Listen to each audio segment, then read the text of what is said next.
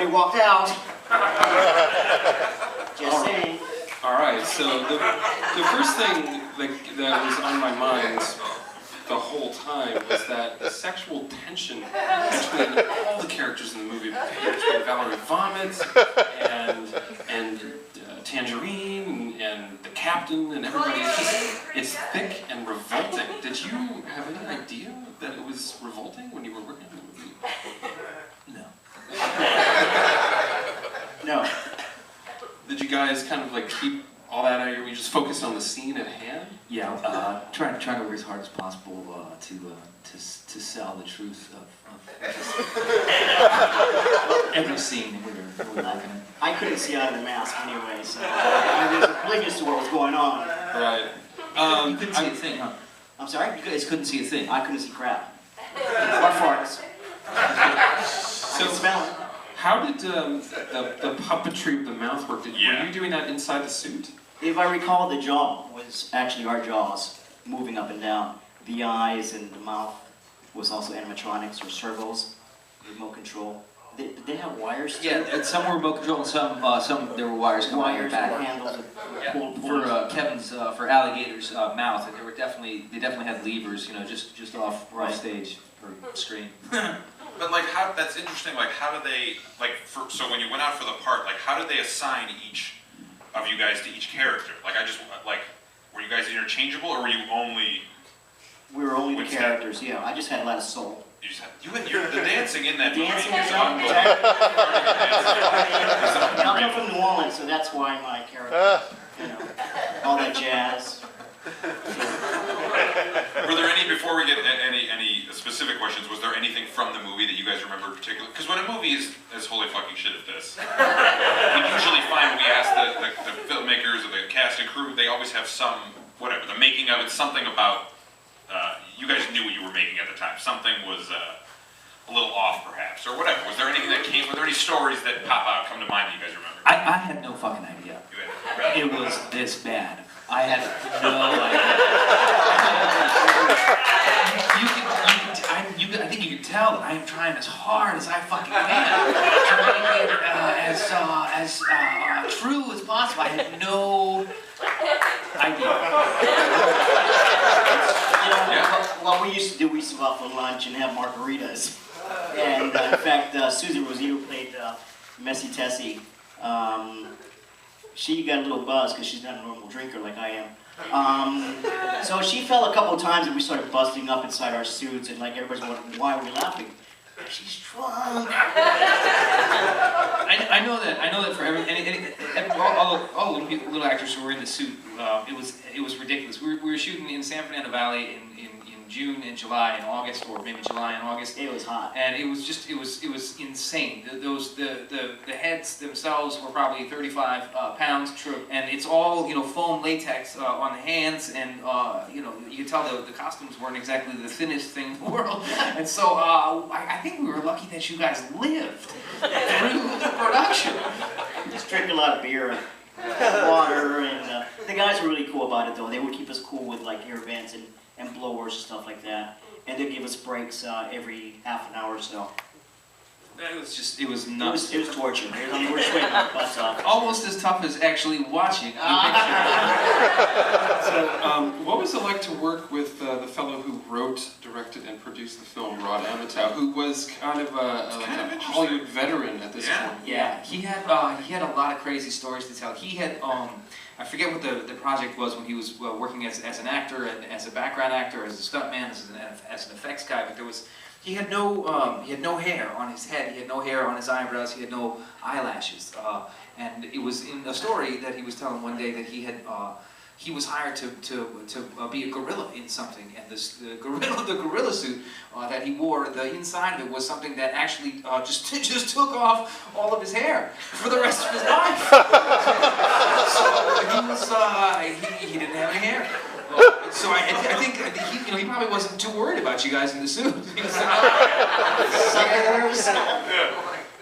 was he was something else. I mean, he was Rob was an interesting guy. I mean, he was a total old school Hollywood, show the room kind of. His last film too. No kidding. Yeah, that's what we. What a way to go.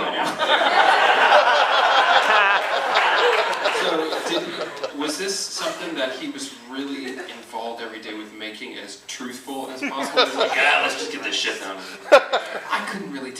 honestly, I was, 12. I think I turned 13 during the production, so that's bullshit about July. It was May.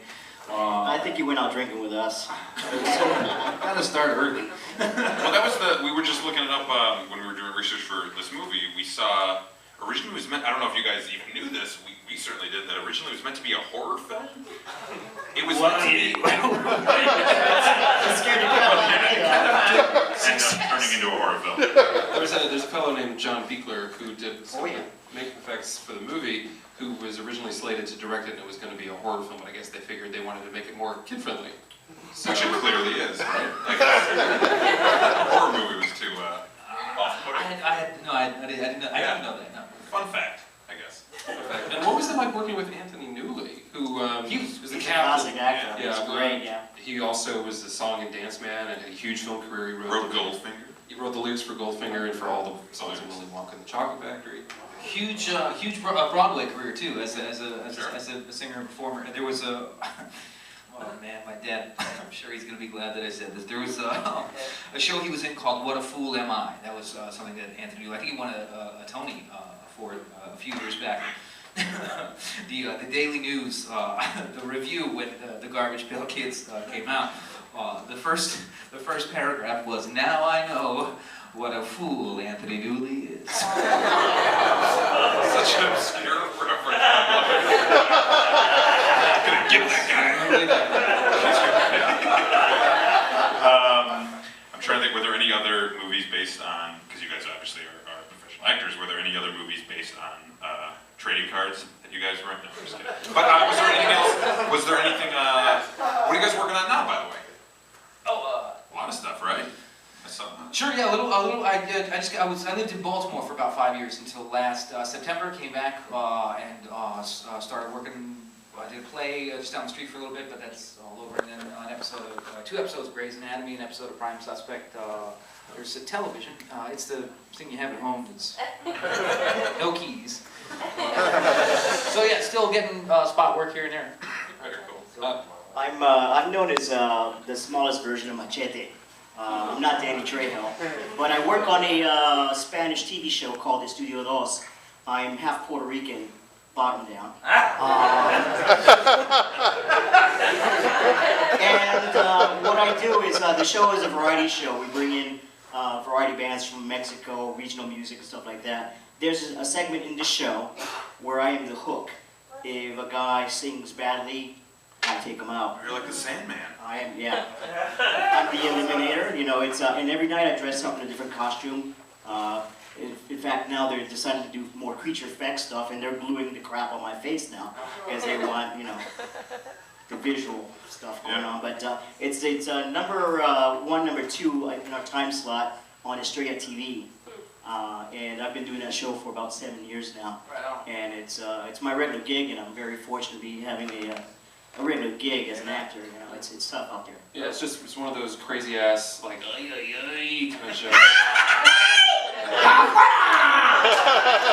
That's kind of like my tagline. And in fact, if the guy sings really bad, I've got the magic key that I release, the mini luchadores, which are the masked mini wrestlers, and they take down the contestant, and we do the count 1, 2, 3, pa fuera, you're out of here.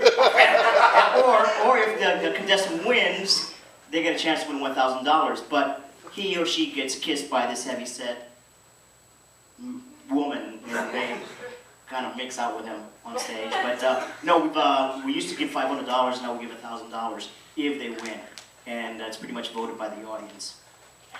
It's a fun show. I want to see that. Oh, it is definitely wild. Yeah. Yeah, the clips. Check it out on YouTube. It looks. Yeah. Oh, have you seen it? We watched it. Yeah, Oh, it's that's incredible. cool, yeah. The crowd. The crowd just chants machete, machete, machete. And they. Well, like an army of like bikini-clad babes. Oh yeah, I come out with 2 girls, big fake breastises, and they're holding up signs. It's Machete, something else. machete. It's very, Spanish TV. I'm surprised the FCC hasn't stopped it yet. So something that the audience might not know is you also worked on Passions. Yes. Yeah, that was fun. That was a nice role. My character was Cecil, and I was created by, what's the girl's name? Tangerine. No, not that. She is crazy and hot too. But anyway, she wanted a man toy, and she created me, and we caused havoc in the town. And after creating a lot of havoc, we sent it to town, and that was the end of that job. They fired me. No. A TV Tuesday Yes. has got to happen here. We got to do like a retrospect. You guys have seen that show, right? There's nothing else like it. But yeah, for the shed. If anyone's got any episodes taped, let me know. I think that's it for me. As far as anybody. Does anybody in the crowd have any questions for Mackenzie or Arturo? We'll also be hanging out back if you guys want to get a drink or talk to the. Right there. Was there any kind of a premiere? Did you screen this movie before with an audience? I don't think we did. I don't know. I know. I saw it with my ex-girlfriend at that time, and we walked into the theater, and we're the only people there. And the mother of my girlfriend at the time was like, "Yeah, that's Arturo. He's an actor." And there's nobody around. I don't think they had anything. I don't think they had. I think they knew what they had. Anybody else have a question? Anybody else? Right there. What was the audition process like? It was the scenes. It was the scenes with Tangerine where I'm trying to convince her to help the kids. Take the clothes. I'm in the red, sleeveless shirt with Your costumes are those scenes. Those three scenes with Tangerine there, and I got. It was kind of funny because I was going out with Katie Barberi at the time, and I auditioned. I got the part, and they're like, "Do you know any 16-year-old actresses around there?" And I said, "Yeah, actually, there's a girl named Katie Barberi. She's terrific. Check her out." The story, I'm told that they had seen her headshot but hadn't called her in, and then they called her in. We broke up about halfway through the production. I'll never forget. I was 13. Her mom came running over to me one day after we'd broken up, like the next day, and she says, "Look, I just want you to know that you made a lot of promises that you didn't keep." I'm 13 and I look around and there's people with fake heads, bathing suits. I just thought, sorry. So did you film the scene where you get kicked into the pond after or before that? That was early. So it was before we broke up. I love how Juice runs the town by shaking down 13-year-olds. Being like a mob boss. So you can't stop focusing on getting your $2. Is that it? Any other questions? Why do you think that people still love this movie, that we're all here for it? Like, what is it about it? Fucking horrible! I think that's it. If it was horrible, we wouldn't be here, right? I don't think so. I think it's laughable. It's so bad that it's laughable, and you can see the details in the costumes, how bad they look. Like one time I was raising my arm, you could see my own arm. When you lift the head up, you can see my chest. And I saw a lot of things here that I didn't see originally in the movie, but there's a lot of problems in the creature effects makeup stuff. No! No, there isn't. But it is what it is. It's a low budget film. I think, what I think a lot of it is also, at least for me, I was not allowed to see it as a kid. As Garbage Pail Kids were banned, I think in a lot of your houses, I'm sure. So for me, it's like, take that, Mom and Dad. I'm sure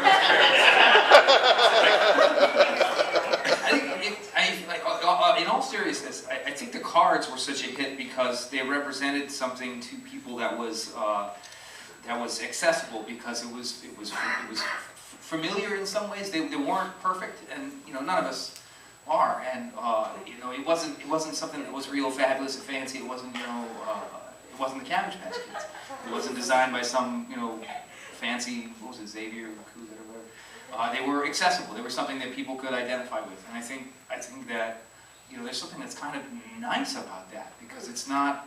Well, it's obviously not Garbage Pail perfect. Kids too.